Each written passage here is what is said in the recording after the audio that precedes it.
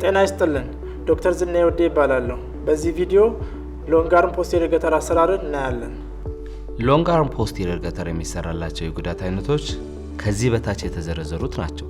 የራዲየስ እና አልና ሚድሻፍት ስብራት፣ የኦሌክራኖን አጥንት ስብራት፣ የዲስታል ሂውመረስ ሱፕራኮንዲላር ስብራት፣ የክርን መገጣጠሚያ አካባቢ ጉዳት። መደረግ ያለባቸው ቅድመ ምርመራዎች ክፍት ስብራት መኖሩንና የስብራቱን ጥመት አቅጣጫ መለየት እንዲሁም ሌሎች ተጓዳኝ ጉዳቶች ካሉ ማረጋገጥ። ከጉዳቱ በታች በቂ የደም ዝውውር መኖሩን ለማረጋገጥ በትልቁ ጣት በኩል ያለው የሰዓት አንጓ የደም ቧንቧ ወይም ራዲያል አርተሪ ምት፣ የእጅ ሙቀት፣ የእጅ ቆዳ ቀለምና የጣት ላይ የደም ዝውውር ወይም ካፒላሪ ሪፊል ማየት። ፈጣን የሆነ የእጅ ነርቮች አካላዊ ምርመራ ማድረግ ማለትም ለራዲያል ነርቭ አውራ ጣትን ወደ ላይ ከፍ በማድረግ ማንቀሳቀስ፣ ለአልናር ነርቭ የእጅ ጣቶችን በመበተን ማንቀሳቀስ፣ ለሚዲያን ነርቭ ደግሞ የአውራ ጣትና ጠቋሚ ጣትን በማገናኘት የዜሮ ቅርጽ ማሰራት። በቅድሚያ በቂ የሆነ የህመም ማስታገሻ በመስጠት ህመሙን መቀነስ።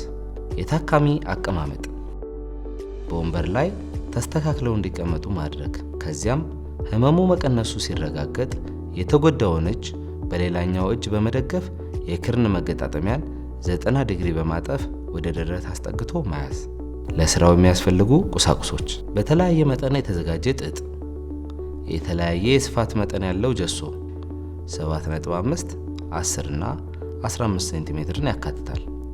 ተለጣጭ ፋሻ፣ ጥቅል ፋሻ፣ ለብ ያለ ውሃ፣ መቀስ፣ ፕላስተር እና እንዲሁም ጀሶን ለመስራት የሚያስችል ጠረጴዛ ናቸው። በመቀጠል የሎንግ አርም ፖስቴሪየር ገተር አሰራርን እናያለን። በምንጠቀመው የጀሶ ስፋት በታካሚው ዕድሜና ጉዳት በደረሰበት የአካል መጠን የሚወሰን ሲሆን ለዚህ ክንውን የምንጠቀመው ባለ 15 ሴንቲሜትር ስፋት ያለውን ይሆናል። የድጋፉን ርዝመት በመዳፉ በኩል ከታችኛው የመዳፍ መስመር እንዲሁም በጀርባው በኩል ደግሞ ከመዳፍ አጥንት መገጣጠሚያ ወይም ሜታካርፖፋለንጃል ጆይንት በመነሳት እስከ ላይኛው የክንድ አጋማሽ ድረስ መለካት።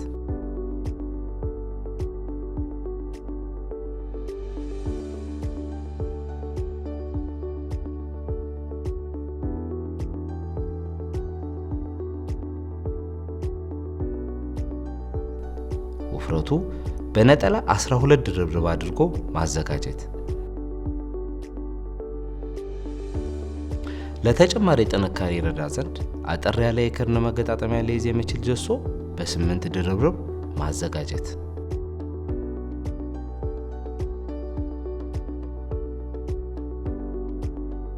የተዘጋጀውን ጥጥ ጫፍ በመያዝ ለአውራ ጣት የሚሆን ክፍተት በመፍጠር ጣቱን ማስገባት።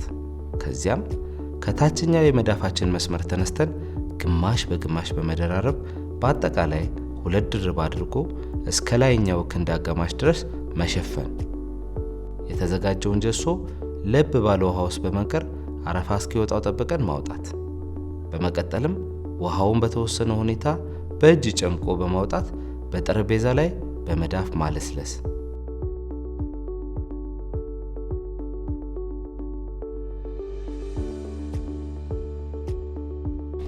የለሰለሰውን ጀሶ በተጎዳው አካል ላይ በማድረግ የተስተካከለ ቅርጽ እንዲይዝ አድርጎ በመዳፍ ማስተካከል።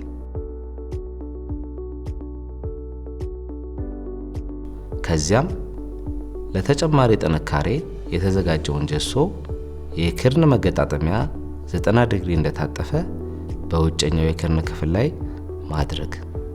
ከስር ባለው ጥጥ አጥፎ መሸፈን። የተለጣጭ ፋሻውን ጫፍ በመያዝ ሳይጠብቅ ከታች ወደ ላይ ከሰዓት አንጓ ጀምረን ግማሽ በግማሽ በመደራረብ ማስያዝና ጀሶ እስኪጠነክር ጊዜ ሰጥቶ ደግፎ ማቆየት።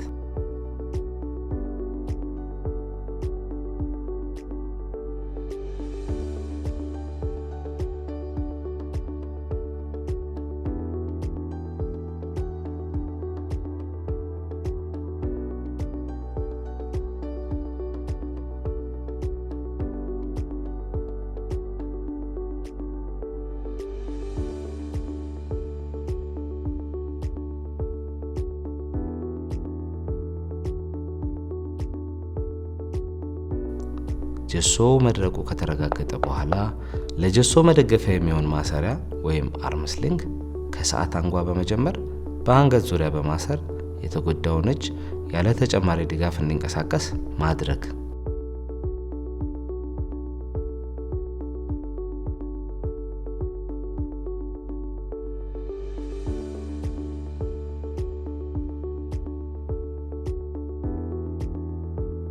ሙሉ የእጅ ጣቶች መንቀሳቀሳቸውን ማረጋገጥ።